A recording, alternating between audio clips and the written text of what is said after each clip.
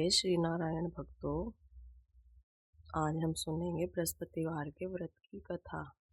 तो आइए शुरू करते हैं। प्राचीन काल में एक बहुत ही निर्धन ब्राह्मण था। उसके कोई संतान नहीं थी। वह नित्य पूजा पाठ करता, परंतु उसकी स्त्री बहुत मलिनता के साथ रहती थी। वह न स्नान करती और न किसी देवता का पूजन करती।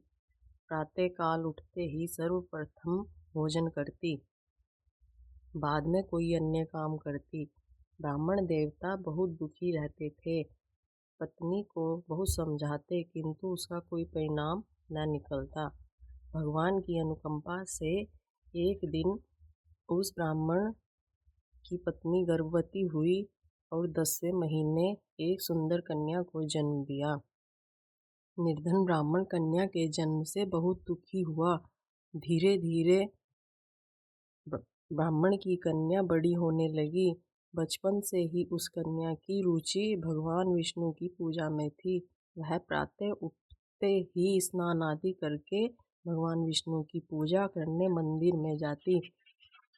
बृहस्पतिवार का व्रत करके विधिवत पूजा पाठ करती थी। पूजा पाठ के बाद वह पढ़ने के लिए पाठशाला जाती थी। घर से चलते हुए वह मुट्ठी भर जौ साथ लेकर जाती और पाठशाला के रास्ते में थोड़े थोड़े जौ गिराती जाती थी।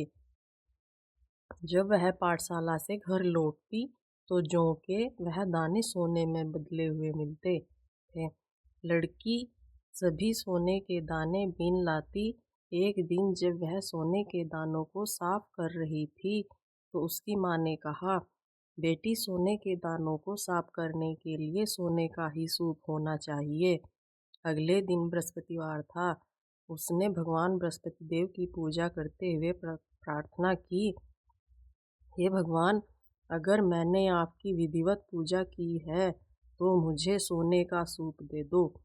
भगवान बृहस्पति देव ने उसकी मनोकामना पूरी करने का वचन दिया।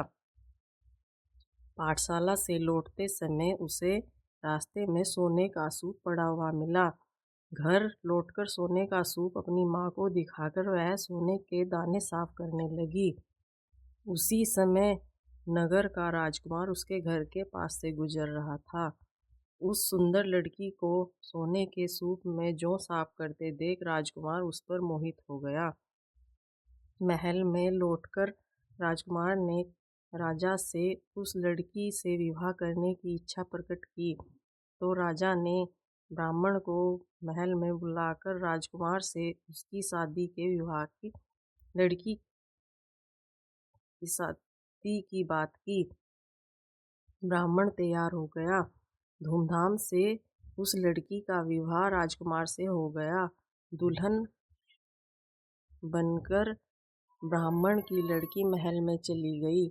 लड़की के चले जाने से ब्राह्मण फिर निर्धन हो गया।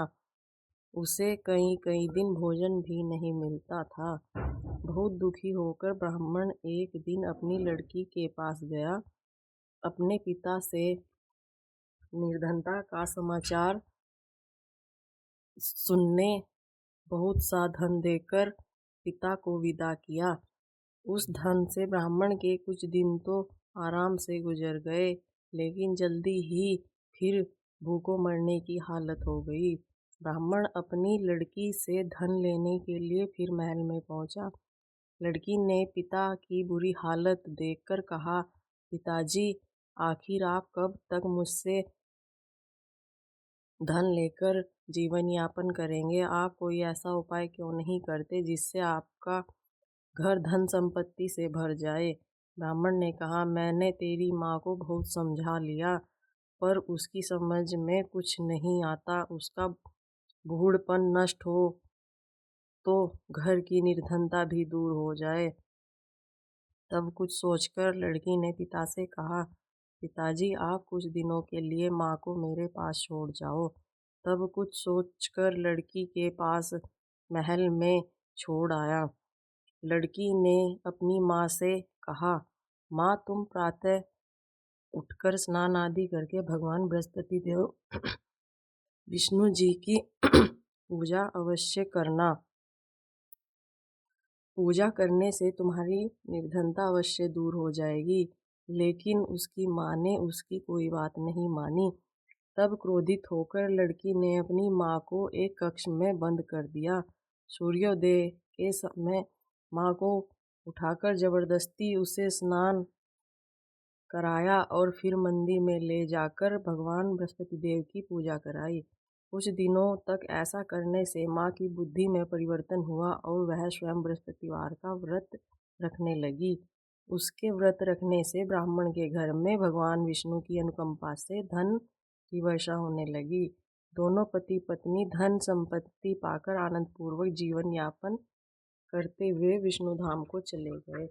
बोलो भगवान विष्णु की जय। बोलो बृहस्पति देव की जय।